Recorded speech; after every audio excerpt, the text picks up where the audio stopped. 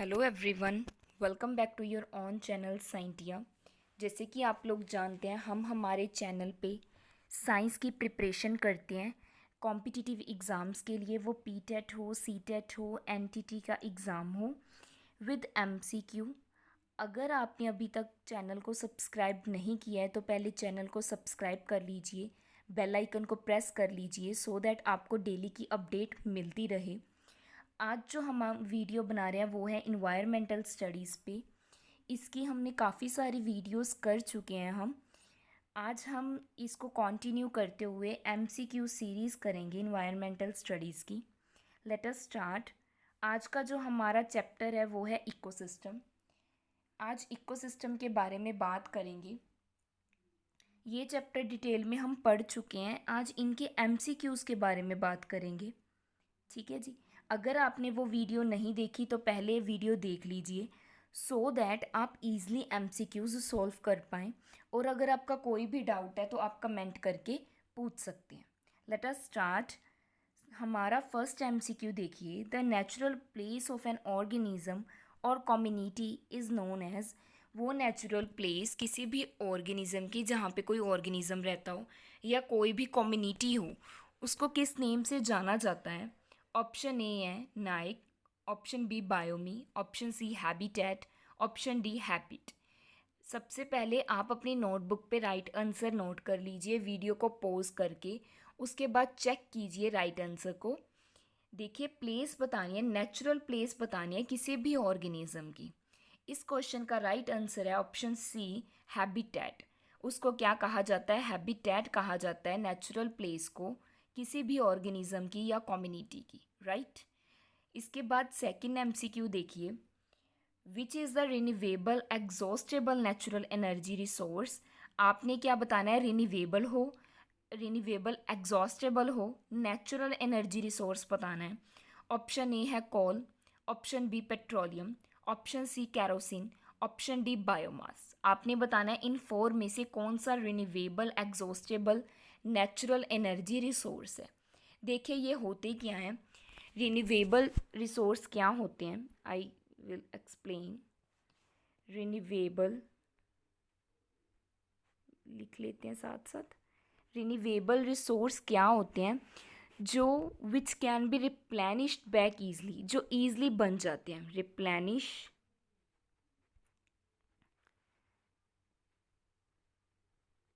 Back easily, ठीक है। जो ईजली आप क्या है बना सकते हो, रिप्लेनिश कर सकते हो, उनको क्या कहा जाता है? Renewable resources. तो अब आपने बताना है इनमें से रिन्यूवेबल रिसोर्सेज कौन से हैं। देखिए, जो कोल एंड पेट्रोलियम है ना, option A B C, coal, petroleum या कैरोसिन है, तीनों के तीनों इनको मिलियन ईयर्स लगते हैं। कितने ईयर? मिलियन ईयर्स लगते हैं फॉर्म होने में, ठीक है। रिप्लेनिश होने में बहुत ईयर्स लगते हैं। तो इनको हम क्या बोलते हैं? Non renewable. ये तीनों जो ऑप्शन ए है, सी एंड बी हैं, ये कौन से होते हैं? नॉन रिन्यूवेबल, ठीक है जी। बचा क्या? बायोमास। तो इसका राइट आंसर क्या होगा? Option D. इसका राइट आंसर क्या होगा? Option D. बायोमास क्या है? Renewable exhaustible natural energy resource है जो ईजिली रिप्लेनिश हो सकता है। आई होप आपको समझ आ चुका होगा, कोई भी डाउट नहीं होगा, क्लियर है। बायोमास के साथ कई बार ऑप्शन में फॉरेस्ट भी आ जाता है, तो आपने ध्यान रखना है कि पूछा क्या हुआ है, रिन्यूवेबल या नॉन रिन्यूवेबल, क्लियर। नेक्स्ट बात करते हैं थर्ड एमसीक्यू की। Terrestrial biomass has a rapid exchange of. Terrestrial जो बायोमास होता है उसमें किस चीज़ की एक्सचेंज होता है? कौन सी चीज़ बदलती है आपस में? ऑप्शन ए है कार्बन डाइऑक्साइड, ऑप्शन बी है ऑक्सीजन, ऑप्शन सी है वाटर, ऑप्शन डी है ऑल ऑफ द अबव।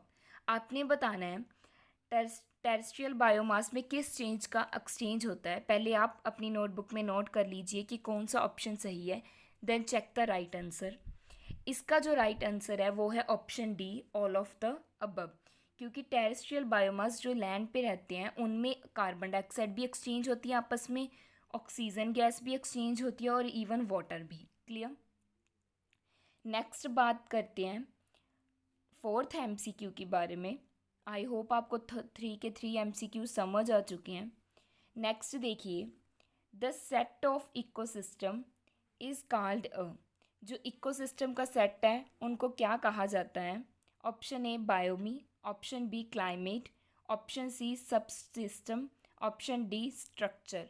आपने बताना है जो इकोसिस्टम का सेट है उसको क्या कहा जाता है। सोच लीजिए, वीडियो पॉज कर लीजिए, देन चेक कीजिए राइट आंसर। देखिए, जो मीन्स लार्ज इकोसिस्टम की कलेक्शन है या सेट है उसको हम क्या बोलते हैं? इसका राइट आंसर आएगा ऑप्शन ए। क्या बोलते हैं? Biome. Means collection of ecosystem with same biotic component और ए बायोटिक या फिर एंड अ बायोटिक कंपोनेंट। ठीक है जी, biotic and abiotic component दोनों के साथ जो कलेक्शन होता है कंप्लीट इकोसिस्टम का उसको बायोमी बोला जाता है। जैसे रेन फॉरेस्ट।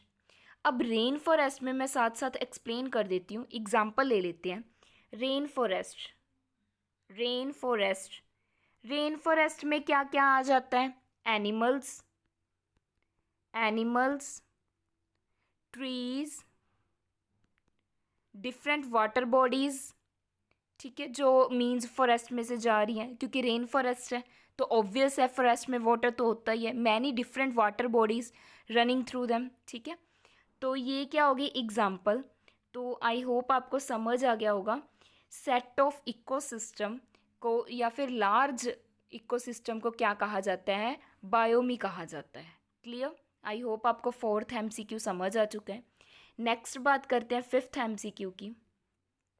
वेट, हाँ जी। Which of the following require maximum energy? किसको सबसे ज़्यादा एनर्जी की ज़रूरत पड़ती है? Option A secondary consumer, option B decomposer, option C primary consumer, option D primary producer. आपने बताना है किसको मैक्सिमम एनर्जी की ज़रूरत पड़ती है। Which of the following require maximum energy? इसका राइट आंसर बताइए। सोचिए, पहले पॉज कीजिए वीडियो को और नोट डाउन कीजिए, then check the right answer. इसका जो राइट आंसर है वो है ऑप्शन डी, प्राइमरी प्रोड्यूसर्स। देखिए, जो प्राइमरी प्रोड्यूसर होते हैं किसी भी फूड चेन को, उनको क्या है? सबसे ज़्यादा एनर्जी की ज़रूरत पड़ती है। क्योंकि वो क्या है? ट्रांसफ़र करते हैं अपनी एनर्जी। किसको? प्राइमरी कंज्यूमर को, देन सेकेंडरी कंज्यूमर को। ठीक है जी, तो सबसे ज़्यादा एनर्जी किसको चाहिए होती है? प्राइमरी प्रोड्यूसर्स को, क्योंकि वो क्या करते हैं? अपनी एनर्जी को क्या करते हैं? ट्रांसफ़र करते हैं। सबसे पहले किसको करेंगे? प्राइमरी कंज्यूमर को, जो सबसे पहले उनको खाएगा, देन सेकेंडरी कंज्यूमर को। क्लियर? तो इसके लिए मैक्सिमम एनर्जी कौन रिक्वायर करते हैं? Primary producers. क्लियर? नेक्स्ट बात करते हैं हमारे सिक्स्थ एमसीक्यू की। The ratio between energy flow at different points in a food chain is known as. Ratio होती है जो जब एनर्जी फ्लो कर रही है अलग अलग पॉइंट पे फूड चेन में, उनको क्या कहा जाता है? ऑप्शन ए है इकोलॉजिकल कैपेसिटी, ऑप्शन बी है इकोलॉजिकल एफिशिएंसी, ऑप्शन सी है इकोलॉजिकल एसिमिलाइजेशन, ऑप्शन डी है इकोलॉजिकल पोटेंशियल। आपने बताना है कि जो रेशो होती है, एनर्जी फ्लो होती है अलग अलग पॉइंट्स पे इन फूड चेन, उनको किस नाम से जाना जाता है? पहले आप नोट कर लीजिए अपना राइट आंसर, उसके बाद चेक कीजिए और फीडबैक प्लीज़ ज़रूर दीजिएगा। और अगर आप चैनल पे न्यू हैं तो चैनल को सब्सक्राइब कीजिए। इसका जो राइट आंसर है वो है ऑप्शन बी, इकोलॉजिकल एफिशिएंसी बोला जाता है जब भी आप रेशो निकालते हो। ठीक है जी, आई होप आपको यहाँ तक एमसीक्यूज़ क्लियर हो चुके हैं। नेक्स्ट बात करते हैं हमारे सेवन्थ एमसीक्यू की। Energy dash in an ecosystem. Energy क्या होती है एक इकोसिस्टम में? Option A is release, release होती है। Option B is absorb, absorb की जाती है। ऑप्शन सी फ्लोज, फ्लो की जाती है।